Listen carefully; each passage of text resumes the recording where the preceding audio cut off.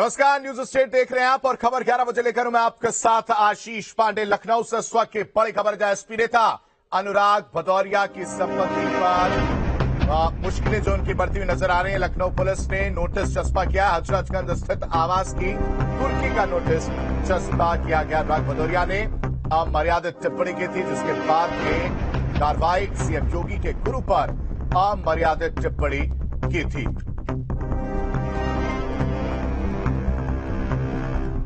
CM योगी और उनके गुरु पर अमर्यादित टिप्पणी करने के बाद हजरतगंज स्थित आवास की कुर्की का नोटिस जो है वो चस्पा किया गया। अनुराग भदौरिया ने अमर्यादित टिप्पणी की थी। एसपी नेता अनुराग भदौरिया पर ही कार्रवाई मुश्किलें बढ़ती हुई नजर आ रही है। एसपी नेता अनुराग भदौरिया की लखनऊ पुलिस ने नोटिस चस्पा कर दिया। हजरतगंज स्थित आवास की कुर्की का नोटिस जो है वो चस्पा किया गया है। अनुराग भदौरिया ने अमर्यादित टिप्पणी की थी। सीएम योगी के गुरु पर अमर्यादित टिप्पणी की थी, जिसके बाद ये नोटिस चस्पा करने की कार्रवाई जो है वो देखने को मिली है। लखनऊ पुलिस ने चस्पा किया है कुर्की का नोटिस। पूरा मामला टीवी डिबेट के दौरान अमर्यादित टिप्पणी की थी। बीजेपी ने भदौरिया पर एफआईआर दर्ज कराई थी। अनुराग भदौरिया पर अमर्यादित टिप्पणी करने का आरोप लगाया। सीएम योगी और उनके गुरु पर अमर्यादित टिप्पणी करने के बाद ये नोटिस चस्पा करने की कार्रवाई जो है वो देखने को मिली है। टीवी डिबेट के दौरान अनुराग भदौरिया की जुबान फिसली और उसके बाद ये बड़ी कार्रवाई देखने को मिली है। अनुराग भदौरिया की मुश्किलें बढ़ती हुई लखनऊ पुलिस ने नोटिस चस्पा किया है।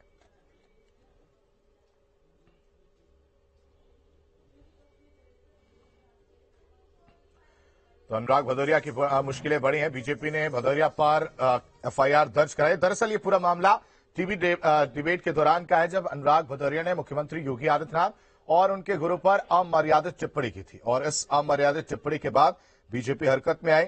एफआईआर दर्ज कराई गई और एफआईआर जब दर्ज हुआ उसके बाद ये कार्रवाई देखने को मिली है, जहां हजरतगंज स्थित उनके मकान पर नोटिस जो है वो चस्पा किया गया है।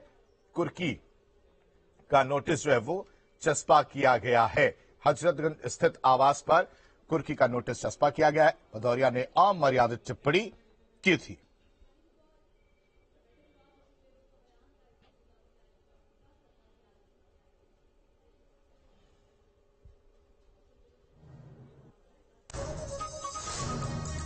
एसपी नेता अनुराग भदौरिया की मुश्किलें कम होने का नाम नहीं ले रही हैं। लगातार मुश्किलें बढ़ी हैं। लखनऊ पुलिस ने अब कुर्की का नोटिस जो है उनके हजरतगंज स्थित आवास पर चस्पा कर दिया है। बीजेपी ने भदौरिया के खिलाफ एफआईआर दर्ज कराई थी। अमर्यादित टिप्पणी का यह पूरा मामला है। टीवी डिबेट के दौरान मुख्यमंत्री योगी आदित्यनाथ और उनके गुरु पर अमर्यादित टिप्पणी की थी। गुरुमान अवैधनाथ के खिलाफ भी टिप्पणी की थी टीवी डिबेट के दौरान और उसी के बाद बीजेपी ने नाराजगी जाहिर की और फिर बाद में एफआईआर दर्ज कराई गई है।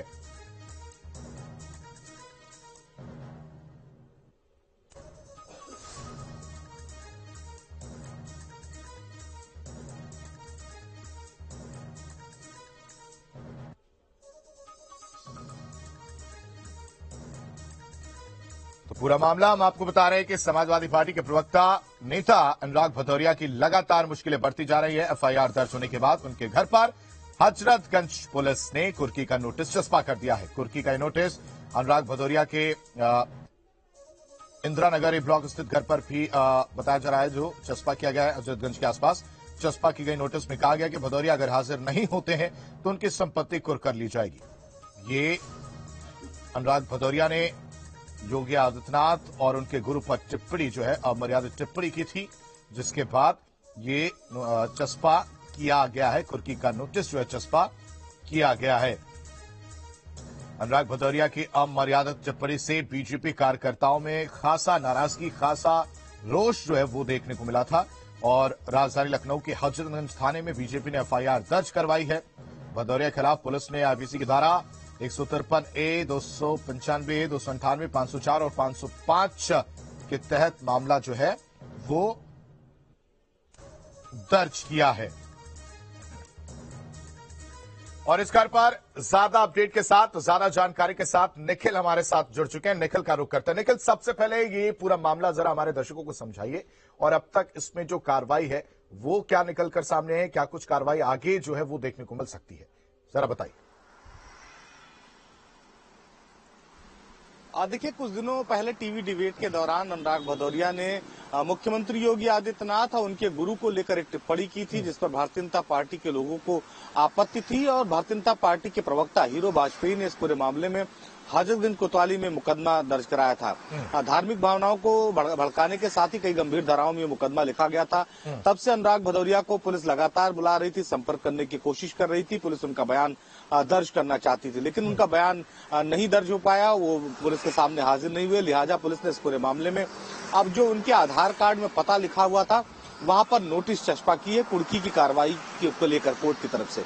तो दो जगह ये नोटिस चस्पा की गई है, एक अनुराग भदौरिया जिस पते पर रहते थे वहां और एक चिनाट में एक फार्म हाउस है उस पर दर्ज की गई है।